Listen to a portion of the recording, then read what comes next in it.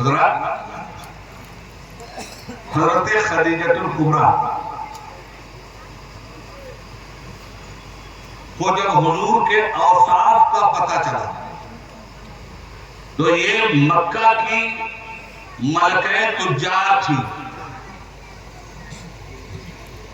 بہت بڑی تاجر، اور تجارت وراثت میں ملی تھی۔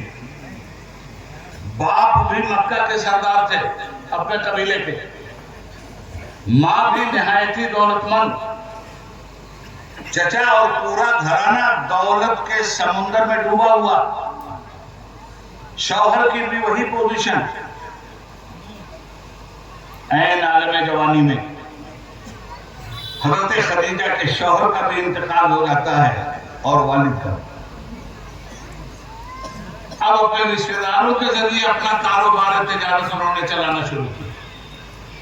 پھر دوسری شادی کی، دوسری شادی کے بعد دوسرے شوہر کا بھی انتقال ہو گیا۔ اب یہ رشتہ دار تھے، یہ وفادار غلام تھے جو آپ کا تجارت کا مال مکہ سے لے کر ملک شام تک، مکہ سے لے کر یمن تک، مکہ سے لے کر روم تک، اور مکہ سے لے کے مصر تک جایا کرتے تھے۔ تجارت میں بے پناہ نفع ہوتا تھا حضرت خدیجہ کو۔ جب حضور کے بارے میں انہوں نے سرکار کے اوصاف کو سنا تو پھر حضور کے پاس بھی ایک دعوت نامہ بھیجا کہ آپ اگر ہمارا مال تجارت لے کے جائیں تو لوگوں کو ہم 2 گنا نفع دیتے ہیں، مگر آپ ایسے امین و صادق ہیں کہ ہم 5 گنا نفع دیں گے۔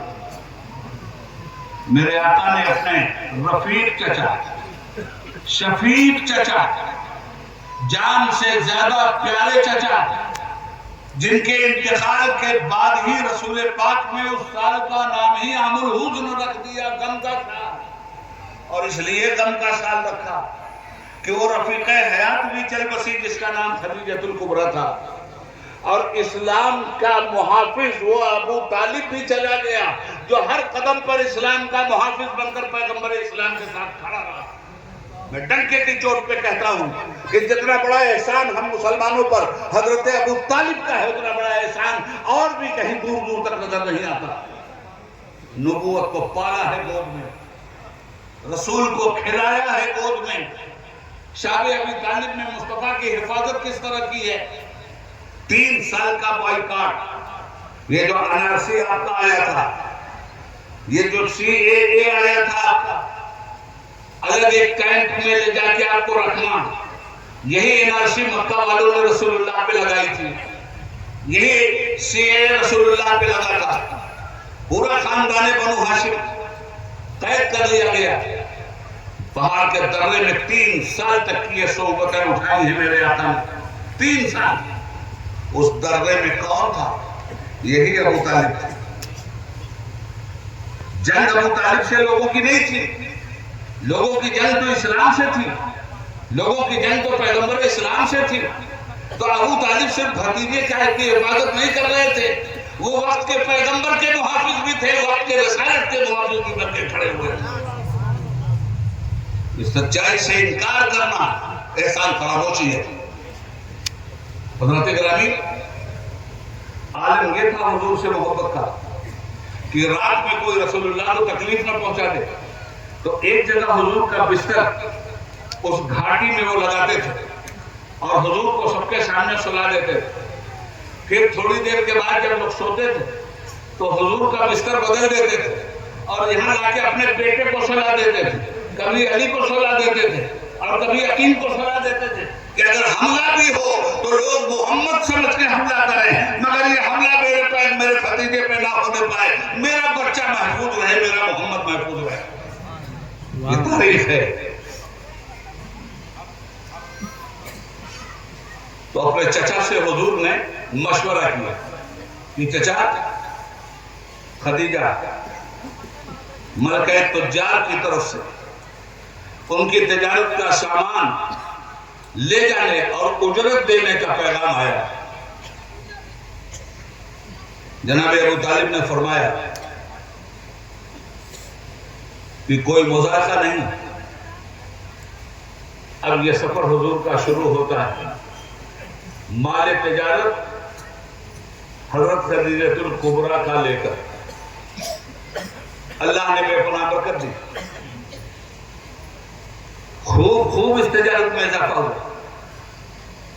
ادھر حضرت خدیجہ کے پاس مکہ کے سرداروں کا پیغام نکاح آتا رہا اور آپ سب کے پیغام نکاح کو صرف نظر کرتی رہی. حضور کی تجارت کے اس عمل سے متاثر ہو کر جناب خدیجہ نے اپنی سہیلی کو بھیج کر رسول اللہ کو پیغام نکاح بھیجا. اب پوزیشن کیا ہے؟ ابھی نہ نبوت کا اعلان ہے نہ رسالت کا اعلان ہے. 25 سال کی عمر حضور کی ہے اور 40 سال کی عمر خدیجہ الکبریٰ کی ہے. ایک شوہر سے بیوہ نہیں ہے، دو شوہر سے بیوہ. حضرت ابو طالب تیار ہو گئے، نکاح کی تاریخ طے ہوئی. اب میں یہاں تھوڑا سا آپ کا وقت لوں گا ذرا دوسرے زاویے سے. پہلی بات، یہ امت کو ایک پیغام دینا تھا جن کی نبوت کا 15 سال کے بعد اعلان ہونا. زمانے کو رسول پاک صلی اللہ علیہ وسلم نے دیکھا اور آپ نے بھی دیکھا تاریخ کی روشنی میں. بیوہ عورتوں کی کوئی قدر و قیمت تھی؟ خود ہمارے یہاں کیا ہوا ہے؟ 22 سال کی لڑکی کی آج ہوئی شادی، کل شوہر مر گیا، ہو گئی بربادی. پتی کی چتا پر جلا کر ستی کر دی گئی. یہ تھی ایک بیوہ عورت کی کہانی ہمارے ملک میں، جس کا نام ہندی زبان میں ستی پردھا ہے. یہ رسم اب تقریباً ناپید ہو گئی ہے، مگر اس رسم کو مذہبی چولا پہنایا گیا تھا کہ پتی کی چتا پر جلا کر ستی کر دینا ہی عورت کا نرمال ہے. اس زمانے میں بیواؤں کی حالت اس سے بھی زیادہ بدتر تھی. حضور کیا ہیں؟ غیر شادی شدہ ہیں. شادی کس سے؟ ایک بیوہ سے ہو رہی. عمر کا ڈیفرنس کتنا؟ 15 سال کا. 15 سال عمر میں کم ہے حضور کی، 15 سال زیادہ عمر ہے جناب خدیجہ کی. یہاں سے پیغام مل رہا کہ لوگ جب شادی بیاہ کرتے ہیں، لڑکی بھی اچھی ہے، لڑکا بھی اچھا ہے، عمر میں 2-3 سال کا بھی اگر فرق ہے اور لڑکی بڑی ہے تو رشتے سے محروم ہو جاتی ہے.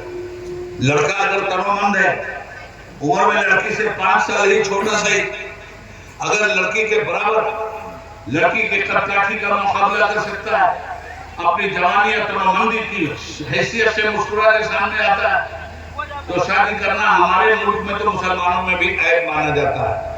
مگر مسلمانوں، اس عیب کا خاتمہ 1500 برس پہلے میرے مصطفیٰ نے کر دیا تھا. 15 سال کم عمر ہے رسول اللہ کی اور 40 سال کی عمر ہے جناب خدیجہ الکبریٰ کی. اللہ کے نبی نے ہمیں یہ سنت دے دیا کہ اے مسلمانوں، چھوٹی بڑی عمر مت دیکھنا، عورتوں سے نباہ کرنے والا عزم پیدا کرنا، حوصلہ پیدا کرنا. اگر تم نے ایک بیوہ سے شادی کر لیا تو میری سنتوں کا چراغ جلا رہے ہو. تم اپنے سے زیادہ بڑی عورت سے شادی کر لیا تو میری سنتوں کا چراغ جلا رہے ہو. میرے حضرات، کیسے تھے میرے آقا؟ کوئی جواب ہو تو میں بیان بھی کروں. لم یات نظیروں کا فی نظر مثلے تو نشد پیدا جانا، جگ راج کو تاج کرے سر سو ہے، تجھ کو شہید و سرا جانا، لک بدرون فی الوجہی لجمل، خط حال ہے محض الفبر اجل، تو چندن چندر پرو کنڈل، رحمت کی بھرن برسا جانا. کون سی بات کریں؟ چہرے کی بات کریں تو وہ دعا پڑھیں، زلفوں کی بات کریں وہ لیل ازا سجا پڑھیں، لبوں کی بات کریں وما ينطق عن الهوى إن هو إلا وحي يوحى پڑھیں، آنکھوں کی بات کریں ما زاغ البصر وما طغى پڑھیں، قرب الہی کی بات کریں ڈنا فتدلی فکان قاب قوسین او ادنی پڑھیں، آسمانوں پہ جانے کی بات کریں والنجم ایسا ہوا پڑھیں، ہدایت اور رہنمائی کی بات کریں تو ما ضل صاحبکم وما غویٰ پڑھیں، اخلاق کی بات کریں تو انک لعلی خلق عظیم پڑھیں، رحمت کی بات کریں تو ما ارسلناک الا رحمۃ للعالمین پڑھیں، شرح صدر کی بات کریں تو الم نشرح لک صدرک پڑھیں، ذکر جمیل کی بات کریں تو ورفعنا لک ذکرک پڑھیں، ڈھال کر خالق شنعت نے کہا واہ ہے میں، اور تصویر یہ بول اٹھی کہ اللہ ہے میں۔ سبحان اللہ سبحان یہ تو ہے میرے مصطفیٰ۔ بند 25 سال کی عمر، 40 سال کی بیوہ عورت سے شادی، ذہن دے دیا حضور نے کہ اے زمانے کے ظالم سامراجیوں، تم نے تو سہاگن کو ابھاگن بنا کے چھوڑا ہے، لو مصطفیٰ قیامت کی صبح تک ابھاگنوں کو سہاگن بننے کا راستہ دے رہے ہیں۔ سبحان اللہ سبحان اللہ۔ یہ ہوئی شادی۔ نکاح کس نے پڑھایا؟ حضرت ابو طالب۔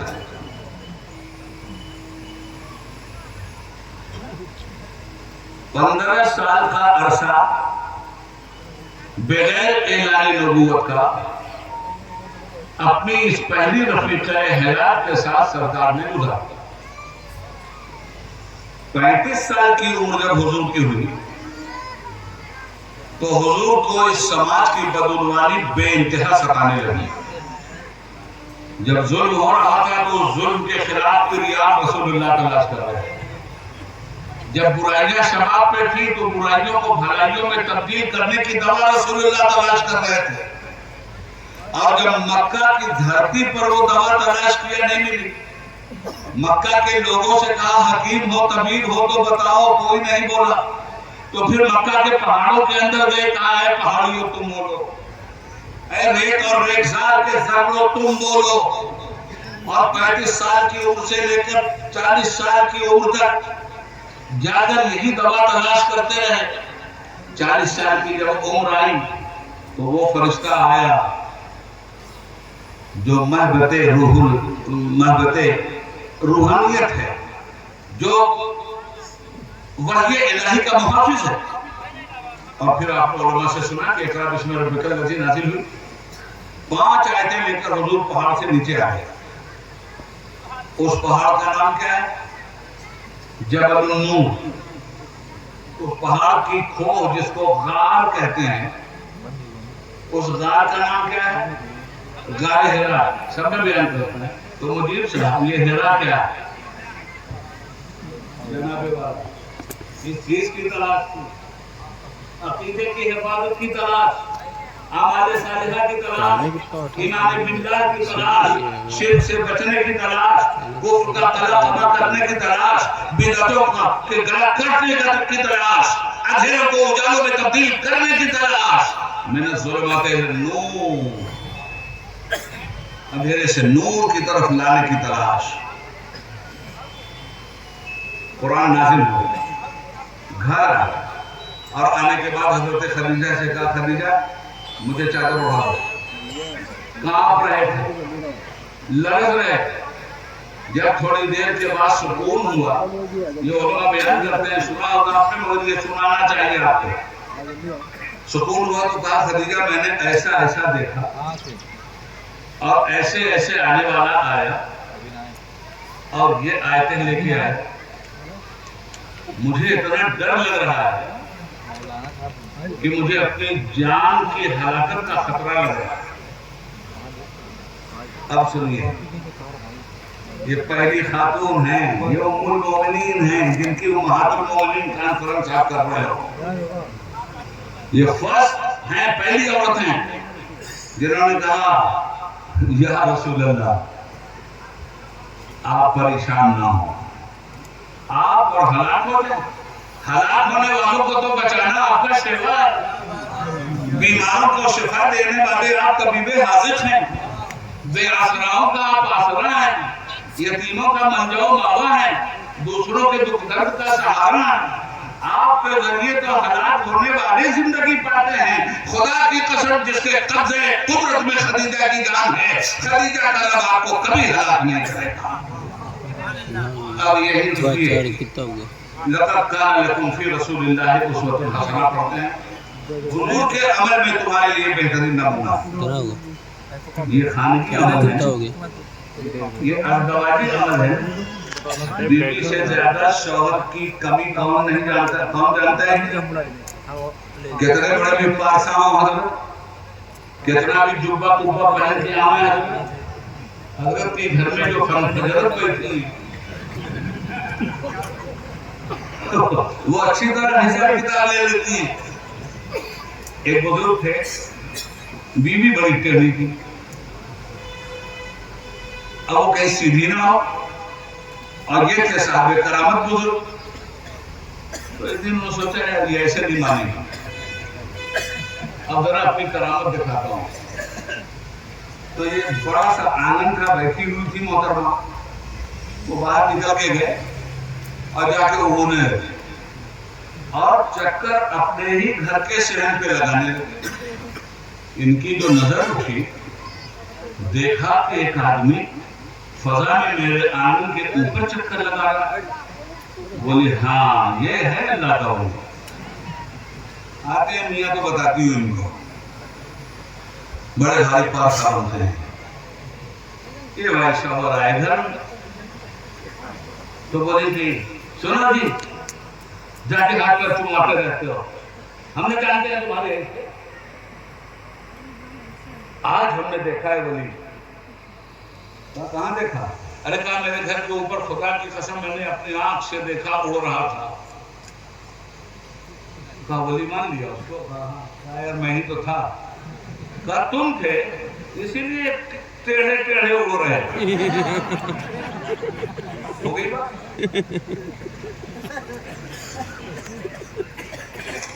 تم تھے. اب مجھے آپ بتاؤ کہ کیا رسول اللہ کے کیریکٹر کی ضمانت ان کی بیوی دے رہی ہے؟ ان سے زیادہ کون رسول اللہ کا کیریکٹر جانتا؟ ان سے زیادہ خلوتوں کا امین کون ہوگا؟ ان سے زیادہ اوصاف مصطفیٰ کس کے سامنے آتے؟ آپ کو رب ہلاک نہیں کرے گا میرے مصطفیٰ. آپ غریبوں کے مددگار ہیں، یتیموں کے سہارا ہیں، بھوکوں کو کھانا کھلاتے ہیں. سرکار دو عالم صلی اللہ علیہ وآلہ وسلم کو لے کر اپنے چچا زاد بھائی ورقہ بن نوفل کے پاس گئے اور کہا بھائی ایسا ایسا انہوں نے دیکھا، یہ بتا رہے ہیں. وہ توریت کے عالم تھے. کہنے لگے یہ تو وہی ناموس ہے جو جناب موسیٰ پہ اترا. آپ اللہ کے نبی ہیں. کاش میں اس وقت تک زندہ ہوتا ہے محمد صلی اللہ علیہ وسلم جب آپ کی قوم مکہ سے آپ کو نکال دے گی.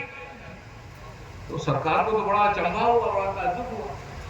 جس کو امین کہتے ہیں اسے نکالیں گے، جس کو صادق کہتے ہیں اس کو نکالیں گے. ہاں نکال دیں گے. کاش میں زندہ رہتا، اگر زندہ رہا تو میں آپ کی مدد کروں. یہ ہیں ابتدائی حالات. سب سے پہلے ایمان کون لایا رسالت؟ یہی حضرت خدیجہ. باپ کا نام خویلد تو ماں کا نام فاطمہ، اور اسی نسبت سے اپنی سب سے چھوٹی بیٹی کا نام فاطمہ. حضرات گرامی، وقت گزرتا گیا، نبوت کا اعلان ہو چکا. اس کے بعد اب یہ جو دولت تھی حضرت ام المومنین کی، اسلام کی راہ میں صرف ہونے لگی. حضرت خدیجہ سے پوچھ کے سرکار کا اخلاق بہت اونچا تھا. ایک واقعہ بتاؤں آپ کو. ایک دن باہر مکے کی گھاٹی میں گئے. ارے ابھی تو گھاٹی ہی گھاٹی ہے، کعبے کے نزدیک بھی گھاٹی ہے، پہاڑ ہی پہاڑ تو ہے. تو حضور ایک گھاٹی میں گئے تو دیکھا ایک قافلہ آیا ہو اور اس قافلے کے بچے بلک رہے ہیں، رو رہے ہیں. بھوک سے لوگ پریشان، معاشی حالت خراب.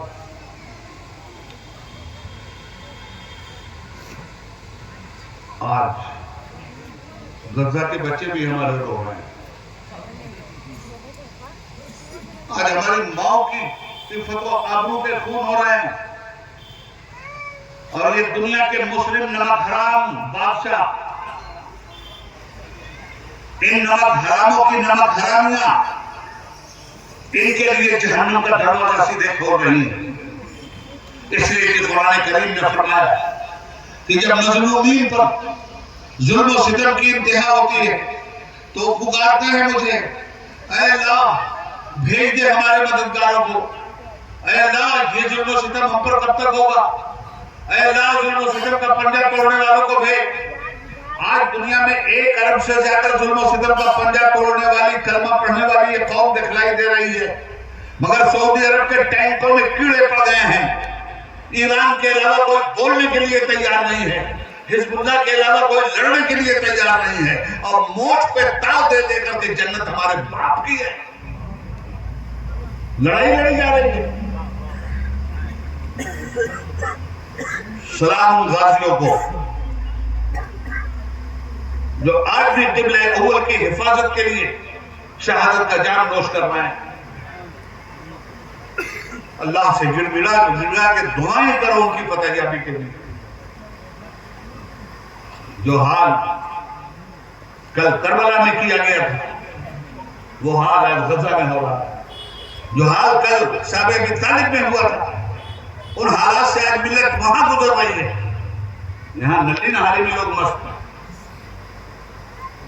ایک چیز بھی چھوڑنے کے لیے تیار نہیں ہے. کوکا کولا میرا پیے ہوئے روٹی ہضم نہیں ہوتی، پیپسی پیے ہوئے بغیر کھانا ہضم نہیں ہوتا. یہ جتنے اسرائیلی پروڈکٹ ہیں حرام کر لو اپنے اوپر. ان کے کھانے کا بائیکاٹ کرو، ان کے پینے والی چیزوں کا بائیکاٹ کرو، ان کے کپڑوں کا بائیکاٹ کرو، ان کے نمک کا بائیکاٹ کرو. آپ جا کر کے برگر کھا رہے ہیں اور برگر والا اسرائیل کی ظالم فوجوں کے لیے برگر کی سپلائی کرتا ہوا دکھائی دے رہا ہے. یہ سارے پیسے ان کے ڈیفنس پہ جا رہے ہیں. امت کی یہ تباہی جس بے دردی کے ساتھ ہو رہی ہے، اب اس بے شرمی کے ساتھ اس کا مظاہرہ ہو رہا ہے. سوائے ایران کے کسی کے پاس غیرت کا 40واں حصہ بطور خیرات و زکات بھی موجود نہیں ہے. لعنت ہے ایسے لوگوں پر.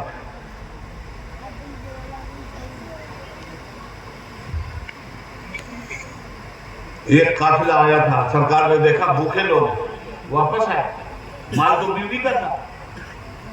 دل میں تمنا تھی کہ میں ان کی مدد کروں، ایسا نہیں.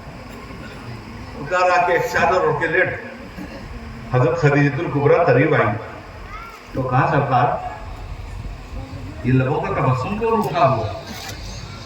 حضور کا چہرہ بتا رہا ہے کہ حضور غمگین ہو گئے. کہا خدیجہ کیا کروں؟ پہاڑی کے درے میں ایک قافلہ رکا ہے، دیکھا ہے میں نے ان بچوں کو، دیکھا ہے میں نے ان عورتوں کو، کھانا پانی نہیں ہے ان لوگوں کے پاس، میرے پاس پیسے نہیں ہیں. غیرت یہ ہے مصطفیٰ کی کہ بیوی سے پیسہ نہیں مانگ رہے ہیں، اور درد یہ ہے انسانیت کا کہ درد چھپا بھی نہیں پا رہے ہیں. جب حضرت خدیجہ نے سنا کہا اچھا سرکار یہ بات ہے. کہا اپنے غلام سے فرمایا جاؤ مکہ کے سارے سرداروں کو بلا کے لاؤ. مکہ کے سارے سردار آ گئے. سنیے، اور اس کے بعد ام المومنین حضرت خدیجۃ الکبریٰ رضی اللہ تعالی عنہ نے اپنے گھر کے اندر سے سونے کے انبار نکلوانے شروع کیے. تاریخ اسلام یہ بتاتی ہے کہ اتنا بڑا ڈھیر لگتا ہے جیسے تمہارا اناج کا ڈھیر لگتا ہے. اتنا بڑا ڈھیر لگا، روپے پیسے دینار چاندی اور سونے کا اتنا بڑا پہاڑ لگا کہ لوگ ادھر چھپ گئے، لوگ ادھر چھپ گئے. ادھر والا ادھر والے کو نہیں دیکھ رہا، ادھر والا ادھر والے کو نہیں دیکھ رہا ہے. جب یہ دولت کا انبار ایک دم سمندر کی طرف بہتا ہوا جناب خدیجہ کے گھر میں نیچے سے لے کے آسمان تک باتیں کرنے لگا، تو آپ نے کہا مکہ کے سرداروں میں نے تمہیں اس لیے بلایا ہے کہ تمہارے سامنے میں اس بات کا اعلان کر دوں کہ یہ ساری کی ساری دولت محمد رسول اللہ کے قدموں پر نثار کر رہی ہوں، جیسے جانوروں سے خرچ کر رہے ہیں. یہ ہے ام المومنین.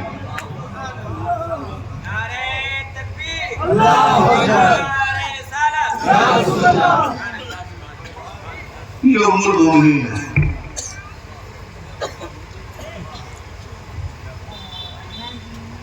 اور جتنی تھی سب اپنی اپنی بساط کے مطابق اسی طرح میرے آقا کی خدمت میں اسلام کے فروغ کا ذریعہ بنی رہی. وقت نہیں ہے اس لیے میں ایک ہی ماں کے بیان پہ اکتفا کرتا ہوں. بقیہ میرے پیچھے بغدادی صاحب ہیں، یہ لوگ انشاءاللہ وہ سارے حق ادا کریں گے. عرض کروں میں آپ سے، یہ کیا بات ہے صاحب، کتنا اونچا مقام ہے ان کا، سب دے دیا.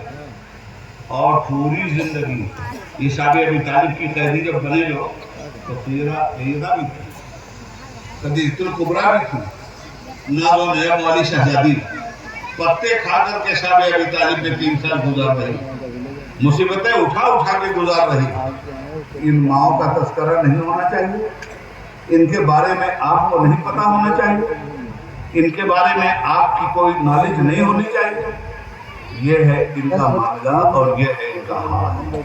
حضرت خدیجہ نے ساری زندگی رسول اللہ کی خدمت میں گزار دی اور حضور کو اتنی محبوب تھی کہ 49 سال کی عمر میں سرکار کی عمر جب 49 سال ہوئی ہے تب آپ نے 10 نبوی میں انتقال فرمایا. نبوت کے 10ویں سال حضرت ابو طالب کا بھی اسی سال انتقال ہو گیا اور حضرت خدیجہ کا. یہی 2 وہ ستون تھے جن سے کفار مکہ کہیں نہ کہیں مصیبت میں آتے تھے اور کہیں نہ کہیں ان کے احترام کی وجہ سے حضور پہ اپنے ظلم و ستم کا نشانہ نہیں باندھ پاتے تھے. مگر جب یہ دونوں اٹھ گئے تو جتنے بھی چھپے ہوئے ظلم تھے سب نبی کے سامنے آ گئے. جب یہ دونوں دنیا سے اٹھ گئے تب میرے مصطفیٰ کے لیے اب مادی اعتبار سے کوئی سہارا سامنے نہیں رہا. اور ایک بات سنیے، اللہ تعالیٰ عالم اسباب میں لوگوں کے لیے سہارا بناتا ہے. ہمارے سرکار سب کا سہارا ہے مگر ہمارے سرکار کے بھی سہارے تھے اور ان سہاروں کو اللہ نہیں بیان کر رہا ہے، اللہ بیان کر رہا ہے. وہ سہارے علم یجد کا یتیمن فآوا، یہ علم یجد کا یتیمن فآوا کے پیچھے ہے کون؟ اس کے پیچھے ابو طالب ہے. علم یجد کا یتیمن فآوا، اے میرے نبی کہ ایسا نہیں ہوا کہ جب آپ یتیم تھے تو ہم نے آپ کو سرپرستی دی، آپ کو لیے ہم نے چھتر چھایا بنا دیا، آپ کی حفاظت کے لیے ہم نے گارڈین دیا. علم یجد کا یتیمن فآوا.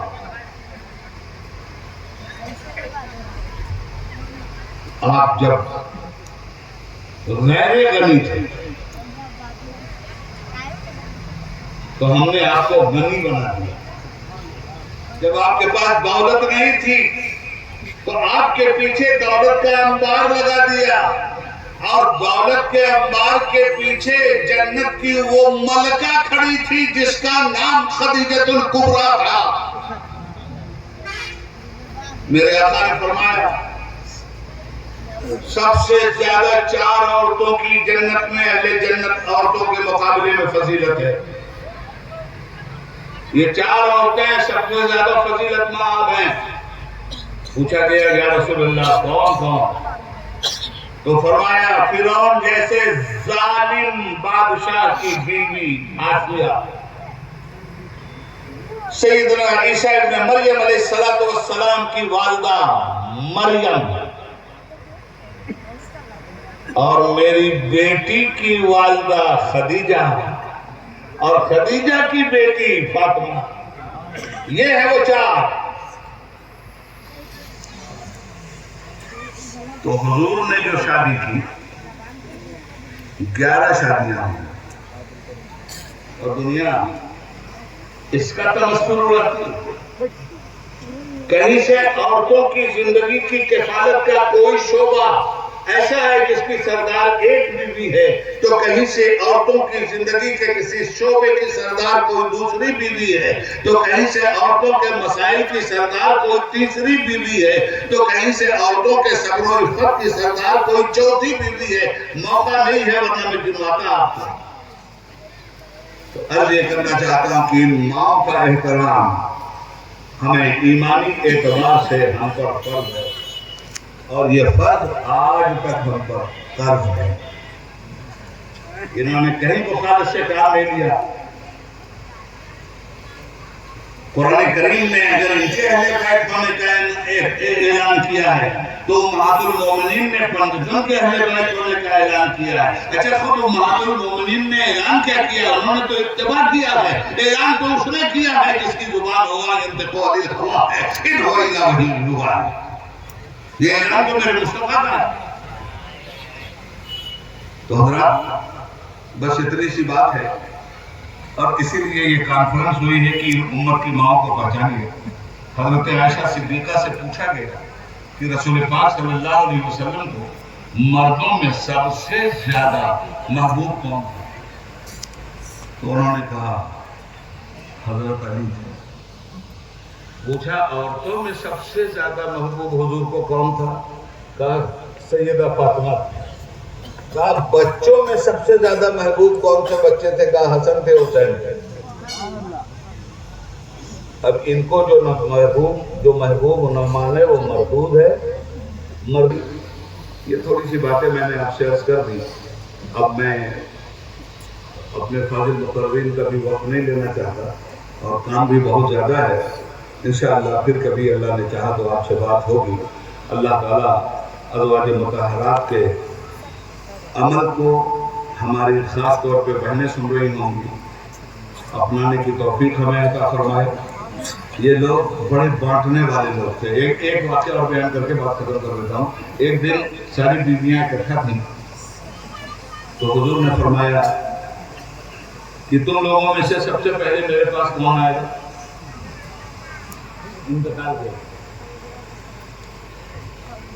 تو دیکھتی رہی ہو؟ تو سرکار نے فرمایا جس کا سب سے لمبا ہاتھ ہوگا وہ سب سے پہلے میرے پاس ہے۔ اب جب یہ فرمایا تو ہر بیوی آپس میں ایک دوسرے سے ہاتھ ناپ رہی ہیں، کس کا ہاتھ لمبا ہے، کس کا ہاتھ لمبا۔ بات کوئی نہیں سمجھ۔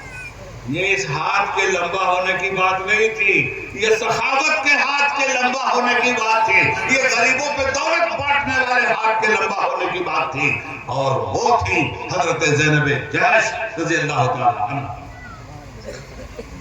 غرض یہ کہ حضور کی جس بیوی کا بھی تذکرہ آپ پڑھیں گے آپ کو ایمان کی روشنی ملے گی، آپ کو اطاعت کی روشنی ملے گی، آپ کو حق ادا کرنے کی روشنی ملے گی، آپ کو اخلاق کی روشنی ملے گی، آپ کو حب نبوی کی روشنی ملے گی۔ اللہ تعالیٰ ہمیں ان ماؤں پہ قربان ہونے کی توفیق عطا فرمائے، اور پروردگار اہل بیت مصطفیٰ سے ہمیں سچی محبت رکھنے کی توفیق عطا فرمائے۔ اور جب اہل بیت مصطفیٰ کی بات میں کروں تو یہ ساری بیویاں اس میں شامل ہیں، اور یہ پنجتن پاک اس میں شامل ہیں۔ اس عقیدے کو اپنے ذہن میں ضرور رکھیے گا۔ یہ قرآن کی زبان ہے۔ السلام علیکم ورحمۃ اللہ وبرکاتہ۔